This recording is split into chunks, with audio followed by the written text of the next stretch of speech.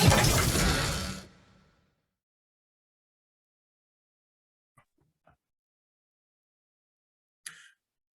afternoon, folks. This is Dr. Terry and Tom here with the Metaphysical Mysteries Podcast, most interesting part of your day. And today we have with us a North Carolina resident who is a psychic medium, does tarot cards, and is available for reading still to this day. So that's good. Kelly Palmatier, is that correct? I will answer to that. Yes. Kelly Yes, Palmatier. okay. Kelly Palmatier is okay. how I normally say that. So hi, I'm Kelly Palmatier. There you go. See, I knew she'd get it. All right, fantastic. So, we were talking earlier in North Carolina, Asheville, and tell us a little bit about why Asheville's what it is. Like I said, I thought it was maybe really getting into the metaphysical field. I see conferences there and different people that provide similar services. What's the story with Asheville? Asheville's wonderful. I'm in love with it here. It's a beautiful little mountain town nestled in the Blue Ridge Mountains of Western North Carolina. And it's a fairly small city.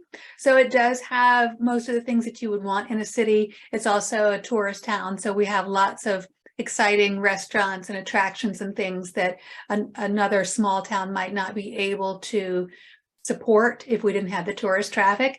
But it's really cool vibe here. I always tell people in Asheville, you can be whoever you are. I used to live in rural Georgia, and it was a very traditional kind of vibe, and that went along with a sort of a judgmental feeling. People weren't really focused on new ideas, education, things like that. And when I came to Asheville, it was like a breath of fresh air. Awesome. Well, that sounds like the place to be then. It's a beautiful country. It suits me. Yeah. Love being over there when I get a chance to. So fantastic. So you got into this whole psychic medium thing a long time ago. Tell us about your entry into this field. Yeah, well, I've been psychic my whole life. And then I actively worked at developing it all throughout high school and college and the 30-something years since then. I actually studied parapsychology in England at the University of Kent at Canterbury. Wow. With Professor Chris Cherry. So I'm very thankful to have been able to do that. And then while in England, I also mentored under professional psychic Jo Wynn in West Sussex, and she's amazing. She and I are still friends. We Zoom call regularly. So yeah, that was definitely a big part where I did a lot of development. And then when after I had been in Asheville for a little while, I was meditating. I was sitting at the base of a waterfall and getting in touch with nature and spirit, meditating and asking for guidance. And I just asked, I want to make a difference in the world. I like to help people. If there's something I can do to help others that I'm not already doing, please give me a sign. And I was expecting something subtle, like a friend loans me a book or something like that. What I got was a direct message from spirit on the spot, boom, popped into my head that I should learn to channel for loved ones who've crossed over. And I was familiar with, mediums insofar as I'd seen some of the TV shows, and I knew I was psychic, but I never really identified as a medium. Right. So when I heard that message, I was like, okay, how shall I do this? And immediately the answer just came to my head to read books, spend time in meditation, and connect with other psychics and mediums. I started doing all of that right away. And by the end of the month, I was channeling. Wow. And that's about 6 years ago now. Wow. So you had the natural ability anyway, just needed to tune into that particular frequency. Yeah. I mean, I do think that everybody has some ability, know, but it's just a matter of, I had been actively working at developing it for years anyway. I always tell people, because I teach a lot of classes and stuff, but I tell people when they ask, how do you become psychic? And I said, well, everybody's psychic to some degree, but I use the driving a car. I said, virtually everybody can drive a car, and so, but some people, like the little old ladies, they only drive to the grocery store and church and go home, and they're 20 miles an hour. whereas their nephew drives in the Daytona 500. So, what's the difference? Well, you're still driving a car. One's just at super high speed and done a lot of practice and has all the right gear to make it happen. So that's the field as I typically explain it to people. Yeah. And they're like, okay, because those people who are Daytona 500 drivers, that's what our average people would call psychics. Right. Because they're really good at what exactly. they do. And they've taken the time, like what you just explained, to get yourself up to speed where you feel comfortable. Now, when you got to that certain point, there's all the time this trepidation I feel with a lot of psychic mediums. When do I jump out into the public and, oh my God, I could get it wrong? How'd you overcome that? Yes. So, imposter syndrome is strong with us. Yes. It's the type of thing where you'll never be good enough. You'll never feel like you're ready. I've been offering readings professionally for years now, and I still get to that point where, like, I'll be in the middle of a reading and something odd will pop into my head, and I'll be like, "Oh, I don't want to say that. That could be wrong." Well, everything I say could be wrong, but the nature of being a medium is you have to just allow it to flow. Whatever pops into your mind, you say it, and sometimes it doesn't make sense, or it doesn't make sense right then. Maybe later it does. Maybe after they talk to their Aunt Martha, they're like, "Oh my God." Yes. And it's funny. I'm actually a big perfectionist. So I think for me, it kind of goes along with my my journey in this lifetime is to be able to accept the lack of control, to just let it flow, and I can't always be right.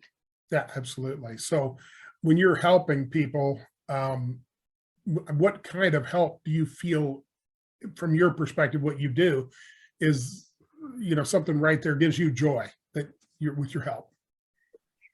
Anytime I help people, I love that, whether it's holding a door for someone, as they're walking through it, or something where I'm bringing somebody inner peace that they've been craving for years.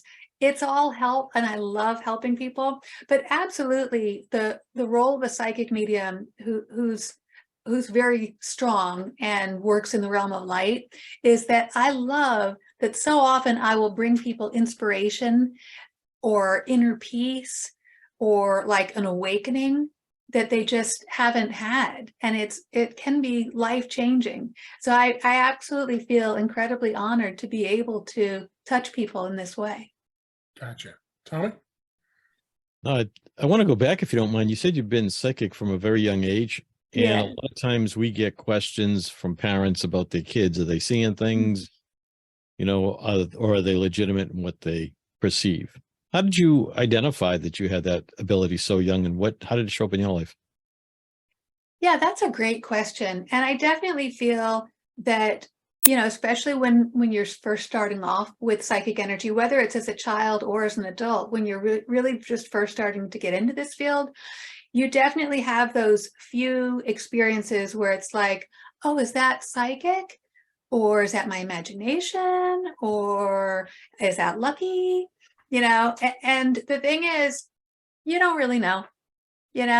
It's just the type of thing where experience can answer those things more deeply. Now, sometimes, especially now as a practiced medium, I'll get some validations that's just like so irrefutable that you couldn't just make this stuff up. Just yesterday, I got, was it yesterday or the day before? Anyway, within the past few days, I was doing a mediumship reading for somebody, and I saw an image of somebody in drag, and I heard the name Josephina, and it was just like together. And somebody in drag named Josephina totally made sense to my client. And that's so friggin' on the mark, you can't just guess at something like out of thin air. Oh, somebody in drag, the name Josephina, and put them together, and it makes sense. So yeah, there's certain times when it's real, but a lot of times with psychic energy, it's kind of open to interpretation. And so especially when you're dealing with kids, you don't always know.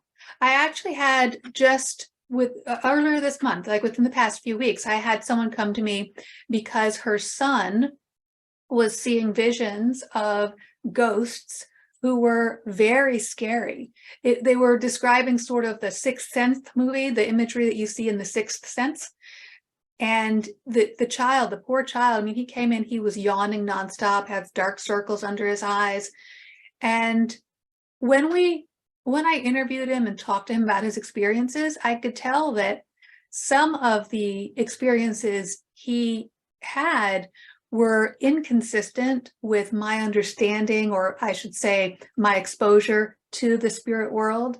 So there certainly may have been some imagination playing a role, but I intuitively knew that the spiritual tools that I would give him would help either way. So a lot of times with kids, you can just go along and be open to what they're saying. You don't have to say whether it is or it isn't. You can just say, well, that's very interesting. And, these tools work for professional mediums when they're dealing with something like that. Here's how you call in the white light, things like that. Very cool. Yeah, there's so many of those people looking for the answers today. So what was your first experience? Do you recall? One of my earliest experiences was with my older sister, Lee. She was 3.5 years older than I, and no, 4.5 years older than I. And she was showing me a card trick. And it was one of these classic, pick a card, any card, I'll tell you what you picked. I choose a card, and then she makes a great show of concentrating before she tells me what card I picked. Well, she did that trick with me, and I was like, wow, let me try. And I did the trick back to her. And when I said 4 of hearts, her jaw just, so it was one of those moments. But it's also interesting too, because once I saw her reaction, I realized that she had been showing me a trick, and that I had done something that was weird. Yeah, not a trick. So it actually, I couldn't duplicate it again right after that, but there's definitely that psychological piece that comes into play when you're dealing with psychic energy. I want to ask you, you were in England. So for our listeners in England, bear with me as I do this, I guess, but, and for the American audience, England has had a long history of psychic mediumship and spiritualism going back over 100 years and even more. Did you notice, because they do, what you think of with Sir Arthur Conan Doyle and, these kind of people, they had physical mediumship, and then they also have the mental mediumship. Here we're talking about mental mediumship. The physical mediumship is where something manifests in, around, or on the actual medium themselves. Did you get a chance to see any of that, or did you learn about that when you were there? Because it's a different environment. Yeah. The interesting thing about physical mediumship is it ebbs and flows in popularity. As we know, it was certainly very popular for a while, especially in England, but some in the U.S. as well. You've heard the stories about the Fox sisters and all of that, but there was a lot of documented fraud. Yes. And so the thing is, I believe in the potential for physical mediumship, and in fact, I have had some physical anomalies occur during my readings. But it's not a regular thing. I definitely refer to myself as a mental medium. But, I've had things happen where lights have flickered, or there have been knocking sounds, or I've seen visual mist, things like that physically during my mental mediumship readings. Right. As far as like when I was in England, the only exposure that I had to sort of documented physicality regarding energy is with table tilting. So for those who aren't familiar, and I know you guys are familiar because you're in this field, but for listeners who might not be familiar, I'll just mention that table tilting is where you get multiple people sitting around a table, and you can place your hands gently on top of the table, and then ask the table to move. And the table will, when you're doing this, it can actually, legs of the floor of the table, the table legs will actually lift up off the floor. And so that's where the name table tilting comes in, because you get some of that. Sometimes it can be very robust, where it's doing, kind of all fours all around. And then in our case, the way that I had exposure to it is I was participating in a study that was done by a gentleman in the city of Canterbury, where for each week he had a team of people who would come and do this experiment, where they had sensors attached to the table to measure the weight loss in the table. And we would do these exercises, and it was remarkable the way this table, I mean, it got so crazy. And then when I joined, I guess, well, it's funny, I would do it, and I was like focusing so hard, like I really was into this, man. And the table would kind of like start to go away from me. And I was so frustrated, because I was like, table, come to me, I'm trying so hard. And I'd focus even harder, and it would go even further away from me. And finally, somebody who was more experienced in it than I was said, I'm just going to go and sit on this other side to kind of balance out the power. And then I realized, oh, shoot, all this time I'm focusing so hard, I'm pushing the table away from me. Yes. But that was funny. And then we also would actually, after we'd gotten really great energy on the table tilting by touching it on top, then everybody touches the sides of the table very gently. And we stand, and the table goes straight up to the ceiling as far as we can reach for levitation. It's bizarre stuff. What kind of science do you apply to that? How did you register that in your logical brain? How was that actually occurring as far as you could see? Yeah. So, I really wish that I had taken good notes and I could find the name of the gentleman who did that, and then go find the study and see the results. But unfortunately, I don't recall his name. It's been, 30 years. And I Googled it, and my Google results don't turn up anything tangible. But as far as like the way my own understanding of it goes, I definitely feel like there may be some cooperation with spirit, but I also feel like the telekinesis of one's own energy comes into play with that. And we know that this is the case, or I should say it's consistent with what we believe when you play parlor games like ashes to ashes, dust to dust, and you put your fingertips, you hold someone and you lift someone with your fingertips in these party games, which are kind of silly to be party games. But anyhow, like when I was a kid, I was at some big slumber party where they were doing this game, and the adults who were leading this game told everybody, now concentrate on lifting up this person. And I really did concentrate, and they did it great. And then we repeated it several times. And even as a child, my skeptical side of my brain was like, what if I concentrate on making her heavy? And I did. I'm sorry, I was a bad party goer. But I like, for one of those sessions, I like focused on making it heavy, and they couldn't lift her so well. So I definitely feel like there's some level of your telekinesis, your psychokinesis, where you're using your own energy to affect physical matter. And then, of course, I also thought about the psychological aspects, like, why do we do these games in the dark, right? And so it's like, for example, I know touching the sides of the table, why do we have to do it with multiple people too, right? So touching the sides of the table, and we're in the dark, I know I'm not cheating, putting my thumbs under it or something, but maybe the others are.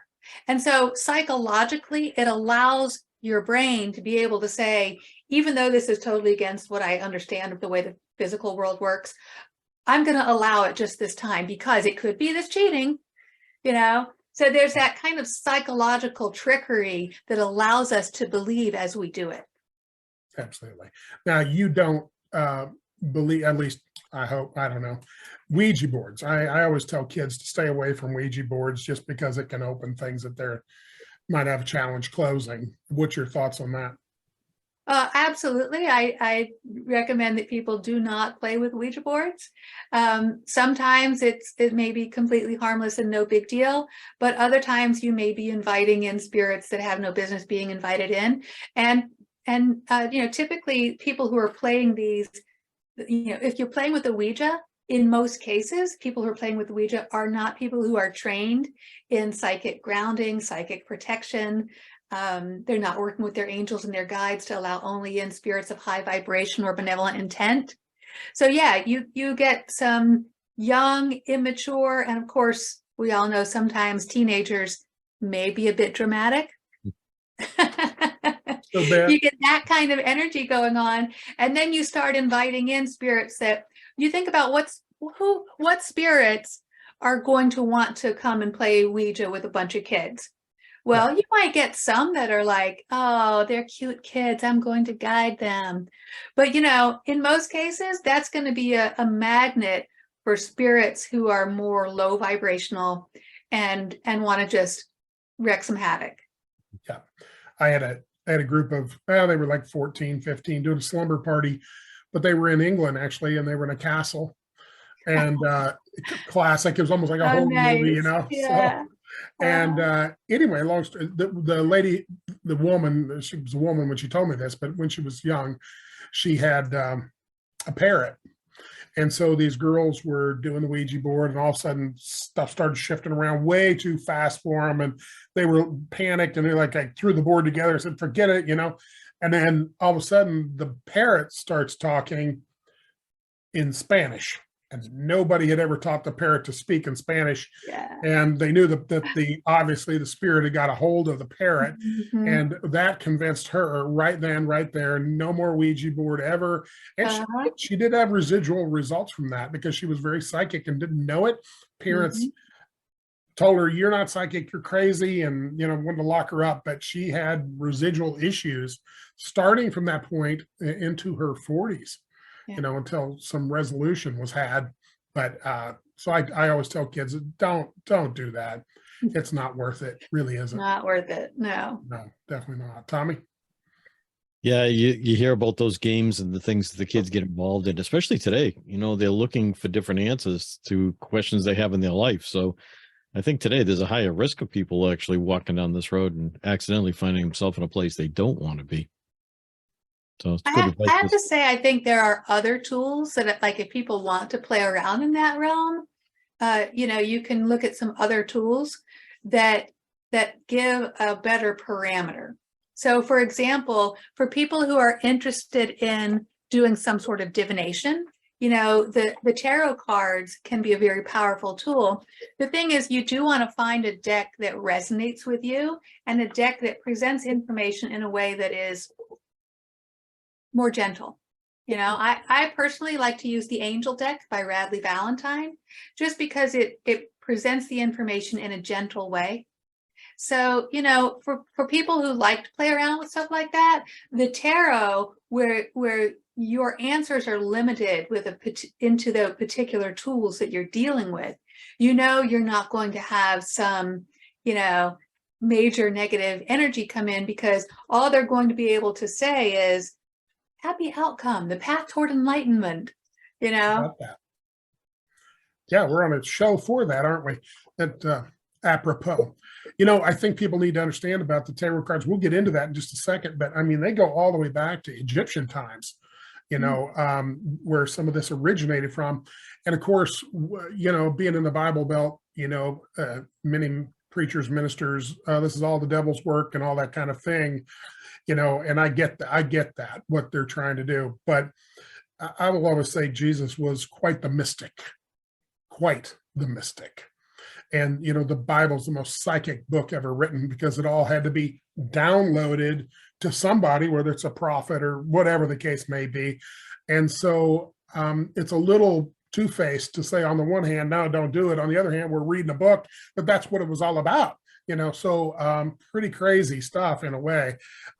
So since this is ancient stuff and we brought it forward, and that's one of the things you use. And I've always said, people ask me off the cuff, well, why do people use those cards? And I said, well, really, my opinion is it helps them focus their energy on the situation at hand so they can maybe give it a better revelation as to what's going on, in your case. So it's like many other things that you can help focus. Some people like to use crystals and things of that nature to help focus their energy. I've seen lots of different things, but tell us about the cards. And if somebody wanted to learn about it, maybe we do a little demo here in a little bit, but what's all about the cards? How do people get into that? And what do you say about them? Yeah, so the cards are just a tool, right? And I think that, I think religion is a tool, Sure. It's just a matter of how do you use it? How do you interpret it? What do you do with it? There have been a lot of killings that have happened in the name of religion. And there have been a lot of good, and a lot of people helped through divination tools like tarot. So I definitely see the positivity in all these different tools, but I also see the need to be careful with these different tools. When it comes to tarot is just a divination tool. So you can have people who, if they're interested in this sort of thing, they can pick up a deck of tarot cards and, maybe read a pamphlet or a page on how to lay things out, and then they can, boom, do a tarot reading. So tarot is a very low bar of entry into some sort of divination, giving readings and whatnot. It's interesting because sometimes I think we may judge how psychic somebody is based on whether or not they use these tools or what tools they use. As a medium, I don't use any tools. I just listen. I'm because I have most of the different clairs, I can receive information that way. I am an empath, so I do feel the emotions of others. I'm clairvoyant, so I psychically see images. Clairaudient, so I hear messages. Clairalient, so I get psychic smells. Clairsentient, so I physically feel the energy. And also claircognizant, so sometimes I just know things. Mm-hmm. But when I'm doing readings, when I'm doing psychic readings in particular, I really enjoy using a combination of reading the tarot cards and then just tuning in to the energy, because they really, to me, it kind of acts like a checks and balances system. So like what I do in my readings, in my psychic readings, is I'll start by telling people what I'm getting from the energy before I lay out any cards. And I'll tell them all about, whatever I'm feeling for them. It feels like you've gone through a breakup or whatever. Then I'll lay the cards out and I'll be like, oh, now I see you're the queen of water. He's the king of air. There's a harshness there that doesn't fit, and so I'll describe what the cards are saying. But it really helps to be able to say, here's what I'm picking up from the energy, and then have the cards say it in, well, it's not black and white, but in writing, and Right. that also helps because when I'm dealing with people, I like helping people. I want to be able to tell people what they want to hear, but the cards are a counterbalance, that checks and balances.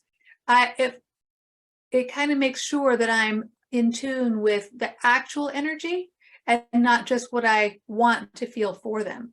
Yeah, I mean, we don't always want rainbows and unicorns. Sometimes you need to know, hey, you're off track and you're significantly off track, and here's kind of what it's about.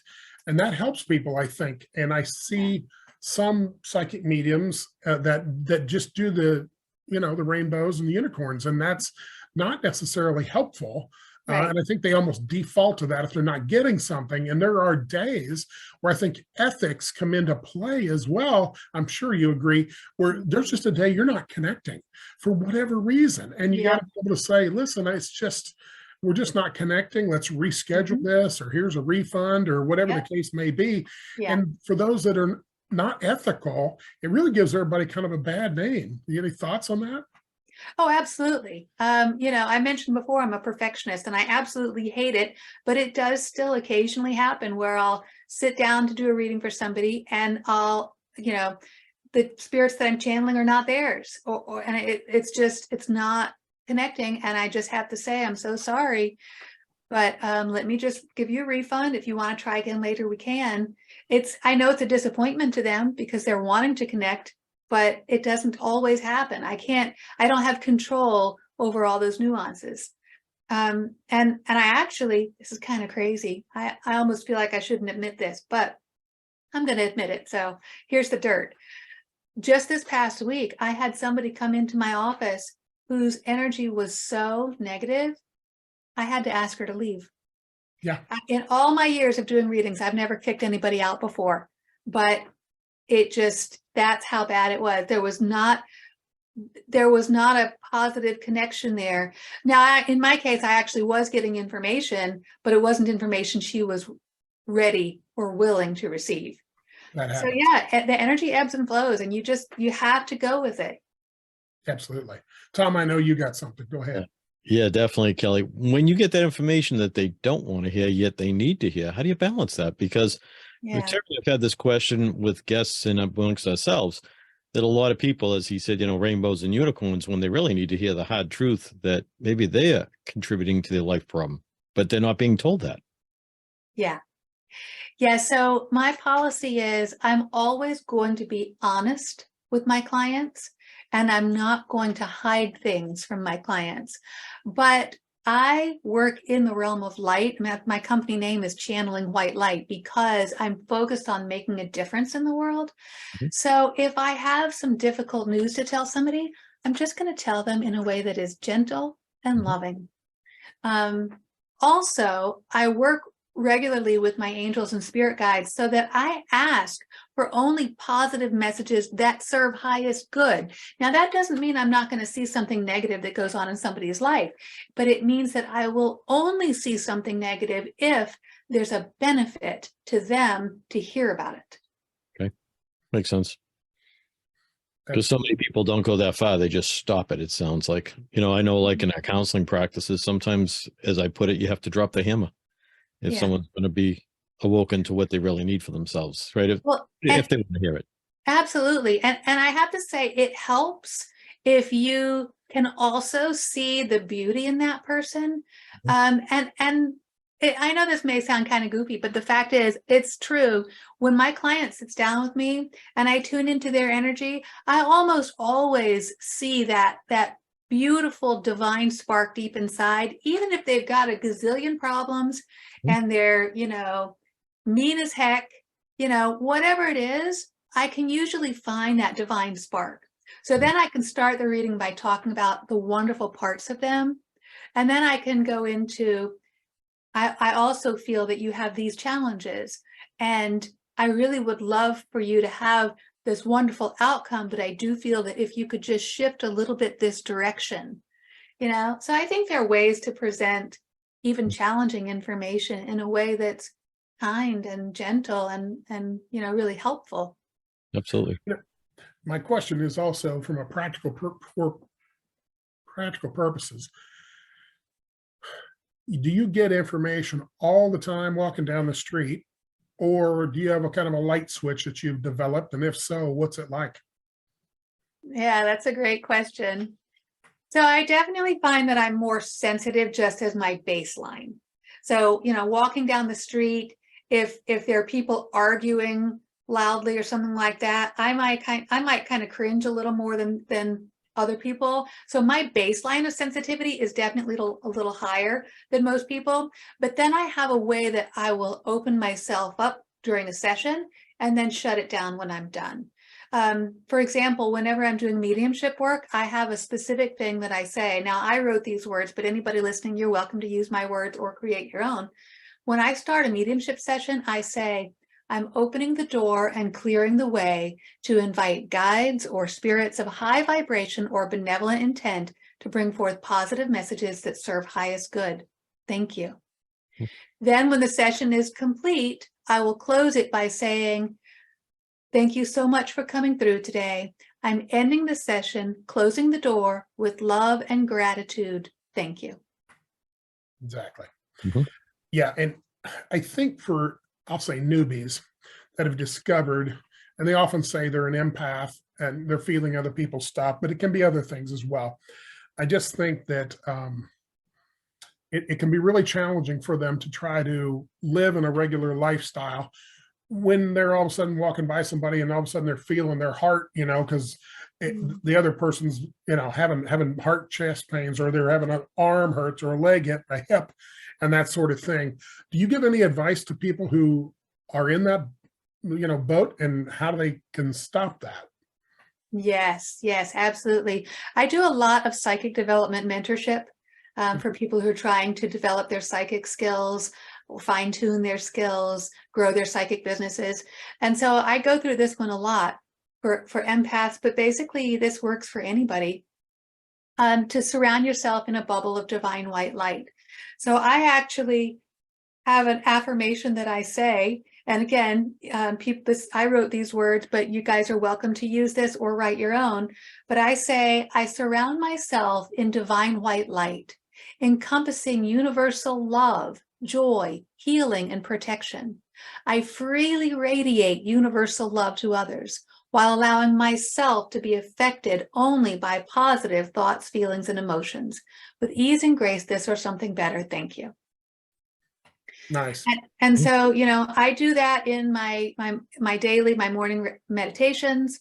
I'll do it anytime I'm about to go into a reading. I may do it, or if I'm dealing with a situation that's a little more challenging. Yeah, mine's a little. I do pretty quick. I go light. I'm a guy. Light. Yeah. Lights on, lights off, clapper, and then that kind of stuff. And then sometimes get, all right, time for a little help here. Let's do it. Mine's really simple, and but they're used to me, so they get. I think you do get a group that's used to you, and they're like, he's pretty abrupt, but he has good intent, And that brings me to the point of intention, because I do a lot of, I get exorcisms type thing, and it can be anything from the most basic of clearing a house, and then to actually moving negative energies away from somebody, that kind of thing. So I think intent is truly a very, very positive thing and powerful thing. But some people, they'll want a ritual, because I think once again, it helps focus their intent, their energy. So prayer of different kinds can work. Certain different other rituals can work as well, depending on what you're doing. And I think comes into a belief for that person that this ritual, which they need to see. And I think a lot of it's socially conditioned, because a lot of churches do ritual all the time of some sort or another, depending on what your denomination is. So what do you think about doing a little ritual and your intent and so forth when we're working in this field? Oh, I absolutely believe in the power of ritual. I see it all the time. When I first was learning tarot, I was taught that you shouldn't buy your own tarot cards. It should be gifted to you. Right. And then you should wrap your cards the same way, in the same cloth every time. And all of these different things that basically just brings strength and power. It's like those little psychological tricks I was talking about. I find that ritual is just a tool. Right. So again, the power of intention is really where it's at. But if you can then create ritual around your intention, that really grows that power exponentially. I want to talk just real briefly about the tarot cards.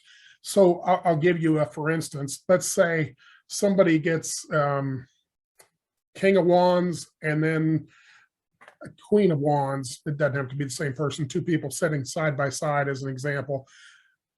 That in of itself doesn't mean anything. It's got to be kind of done in the totality of not only what the cards say, but what you're getting in relationship to laying the cards out. Is that correct? Well, there are a lot of factors involved. Sure. Yeah. So where a card falls in the layout of tarot is a huge factor. If you've got the Queen of Wands that is representing you in the center of the reading, if the King of Wands is in the position of your past influences, this may be the relationship you're leaving. It might be in your future influences which is the position, what you're coming into. It might be in your hopes and fears position, something that you want. Gotcha. So it's quite complex. In other words, you really got to understand your cards and how it's done. Well, it can be very complex, but also tarot is the type of thing where it's a tool that's pretty easy to get in just initially. So if you're interested in trying it out, it's not that hard, especially if you get, certain decks like the Angel deck by Radley Valentine that I use actually has the meaning of the card listed right on it. So you can read the text. You don't even have to memorize what it's all about or pull the book out for every card. Right. So it can be quite simple, but you do need, at the very least, you need the meaning of the card and the meaning of the position that the card is in. But even once you get that, there's definitely a level of intuition and interpretation that does come into play. Say, for example, you have the king and queen of the same suit. Well, that doesn't always mean that you're talking about a partnership connection. It could be a family connection. It could be similar personalities. Sure. It could be another aspect of you. You're allowing yourself to open up to your more masculine side or your more feminine side. If you're doing a spread, is there a particular spread that you do on an average thing? And then what's a specialty spreads? And for people that don't understand, I'm talking about when the cards are laid down and how many you lay down and what order. You want to clue us into how that typically works? Yes. So there are lots of different spreads and lots of different decks, and it's up to each reader which deck they use and which spread they use. One of the more common layouts spreads is the Celtic Cross. And the Celtic Cross layout is the one that I use just because it's the one that I learned on 30 years ago. Sure. And I do one thing that's a little bit different than what most people do. I will initially go through the deck and pull out the 4 court cards that could represent my client. So if I'm doing a female, I might pull out the 4 queens. If I'm doing a male, I might pull out the 4 kings. If I'm reading for someone transgender, I might ask them if they have a preference, or I could pull out the kings and the queens, and then I'll lay those cards down, mix them up, lay just those court cards down, have them choose a number when the cards are face down, so it's a blind choice, and then we'll see, oh, you're the Queen of Wands, right? Then I'll put that down in the center of the spread to say this is representing you, and that way, if somebody else comes up that's Wands or some other court card, we can kind of make interpretations based on how it relates back to that base card. That's something that I learned with my mentor all those years ago. But then I use the Celtic Cross layout and even in the Celtic Cross layout, there might be some nuances in what the different positions mean. But for me, you've got your main position, which is the main situation. You've got the card that you cross horizontally across that, which is the crossing card, the situation that you come across. At the top, you have the crowning card. That's what's obvious from a superficial level. Then below, at the very bottom, you have the base card. That's what's deep inside, sort of the foundation of things. Then on my right of the center cross is where the past influences comes. To my left of the center cross is where your future influences come. And then you have a column that goes up. So like if visually you're looking, you've got the cross so far, and then there is a column that goes up the side. So as the reader, I see the column going up the right side to the right of the cross. And in that column, there are 4 more cards. It's the where one finds oneself, sort of an extension of the main position, is the first one. That's the lowest. Then it goes up to how others view you. Then it goes up to your hopes and fears. And then the last position is your final outcome, the final word in the reading today. And do you feel like, as you lay those cards out, that there is really influence from the other side as to how those cards end up being shuffled and placed down? Or is it more interpretive out of random? What's your feeling on that? Yeah, that's a good question.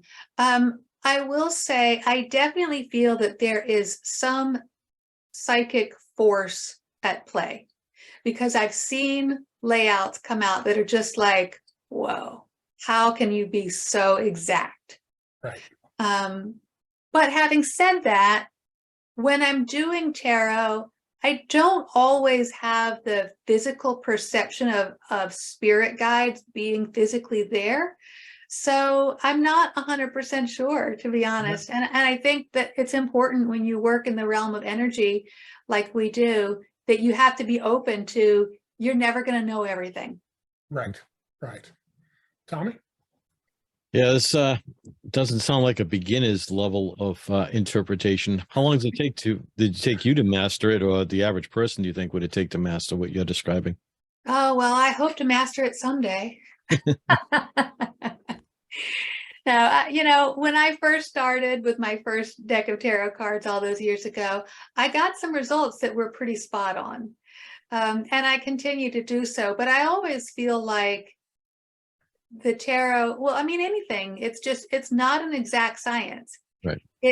I always tell people the very best psychics and mediums are typically about 80 to 90% accurate, depending on how you interpret things. Absolutely. I tell people, if you get a 70% and above, you're doing pretty dang well. If you get the 80, 90%ers, you're doing really well. Yeah. That's the way I've always said it. And I believe that. And I kind of rate it from that perspective, because what folks need to realize is, as a psychic or medium, you still have your own filter on that, and your distortion is going to go based on your education, your life experiences, your belief systems, all this kind of stuff, to what spits out your mouth. Yeah. And that's where, auto writing kind of helps sometimes, because if you're auto writing, you're going to maybe get, I think, one of the most accurate ways, because somebody else is basically taking your hand and writing. So I think sometimes that's helpful as well. Yeah, but even with automatic writing, it's just a tool. Still coming through your head. And then you get to the end of automatic writing and you're looking at what's been written and you're like, oh, this looks like it might be saying this word, but it's, there's often room for interpretation no matter what tool you're using. Yeah, no question. So you want to give a little demo? You want to do a little tarot demo?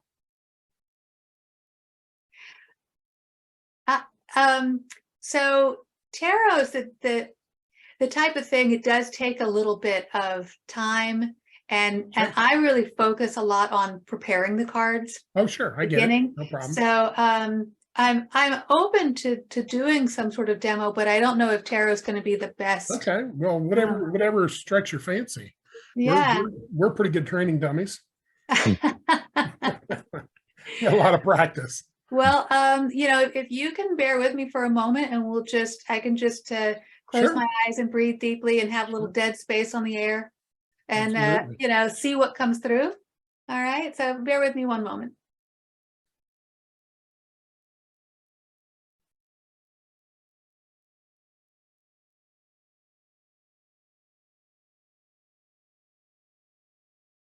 All right, well, I will say that I'm getting, I do want to just feel like I'm going to channel a spirit for a moment here.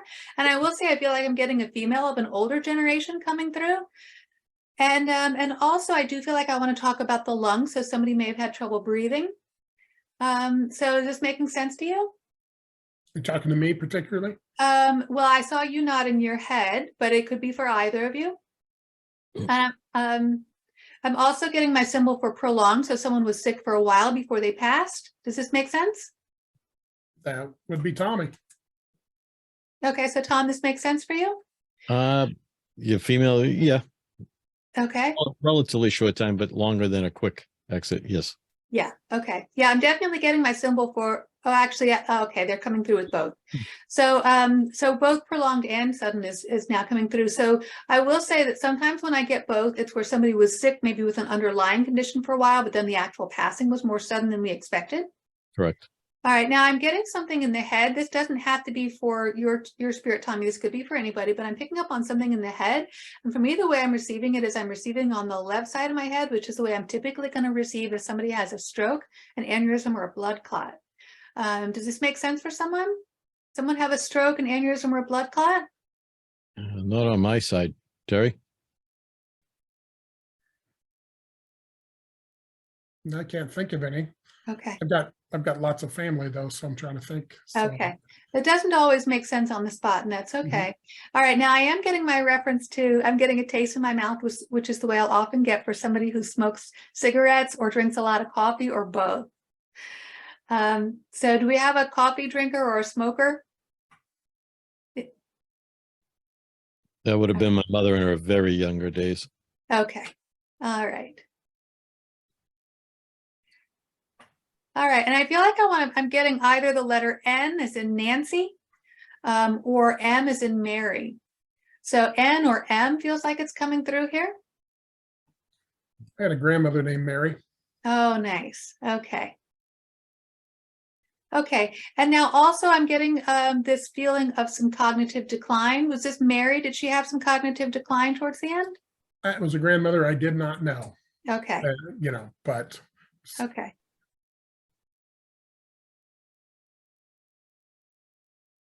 Okay. I feel like Mary wants to say that she definitely knows you, and then she's also watching over the rest of the family. You have some young ones. Do you have? I don't know if you have kids or not, but I'm feeling like she's watching over some younger people. So you have kids, Terry? Yep. Okay, so she's acknowledging that she sees them, that she watches over them as well. But it's more than one. Is that correct? You have at least two? One's alive and one's dead. Ah, gotcha. Okay. Oh, what we know is dead. Yes. In the spirit world. Yeah. All right. And again, I'm feeling like I want to talk about the head. So this might be something else going on with the head. It doesn't have to be the stroke, the aneurysm, or the blood clot, but I do feel like I want to talk about something going on with the head. Is that something that could happen, or you think it's something? Usually it's something that has happened. Usually it will relate to somebody who's in spirit, or if not that, then the spirit is saying they see what's going on with you in the physical world. I see. I don't know. I had a great grandmother who died from a stroke. Ah, there you go. So it was a long time ago, but yes. Okay. All right. Well, I don't want to take up the whole show with this, but I sure. do feel like they wanted to take the opportunity to say hello since you were opening up there. So let me just thank them. So bear with me one moment. Sure.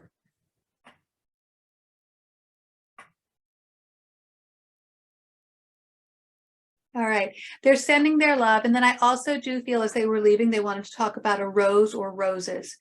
So I don't know if somebody liked roses or maybe someone was named Rose. There's a family rose on my mother's side. It's particular rose. So yeah, my daughter would have known that. Beautiful. Okay. Yeah. Nice. Yeah.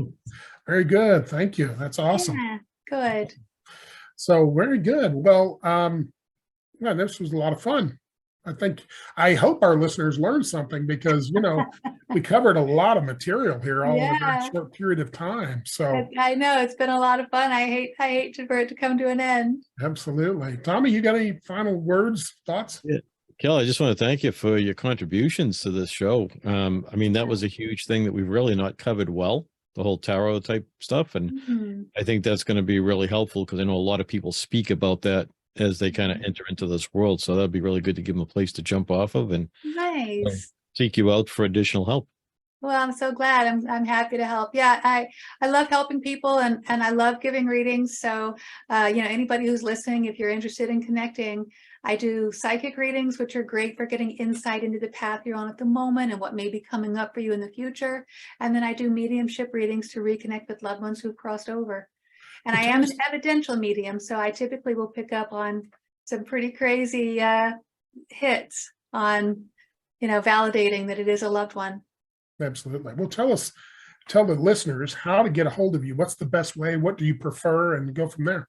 Yeah, so definitely the best way to reach me is through my website, channelingwhitelight.com. And on my website, I've got tons of resources, information about my services and rates. You can read my reviews. You can actually watch video excerpts of my actual readings. I've published those on YouTube and TikTok and all over the place. And then you can see my full availability and book appointments directly on my website. So again, channelingwhitelight.com. Channelingwhitelight.com and your website. You can get I've been through your website. You got a lot of data on there, so they can grab everything they need right there. And then I guess the Chinese government can also, since you're on TikTok, they can also get you. So Yes. anyway, sounds fantastic. Oh, you said you were in Sussex. You didn't have to see the Duke and the Duchess, did you, by chance? No. No. Okay. Well, that's just something that's come to mind. So, got to have fun when you're doing this. That's for sure. So, Kelly, hey, thanks so much for being here. And Absolutely. we Yeah, thanks really, for really having me. It's enjoyed been it. fun. Enjoyed the little demo. That was fun too. So, folks, so everybody, man, from all of us here at the Metaphysical Mysteries Podcast, thanks for being with us. And we will be back as soon as we can put it together, another exciting episode of the Metaphysical Mysteries. So we'll see you all later.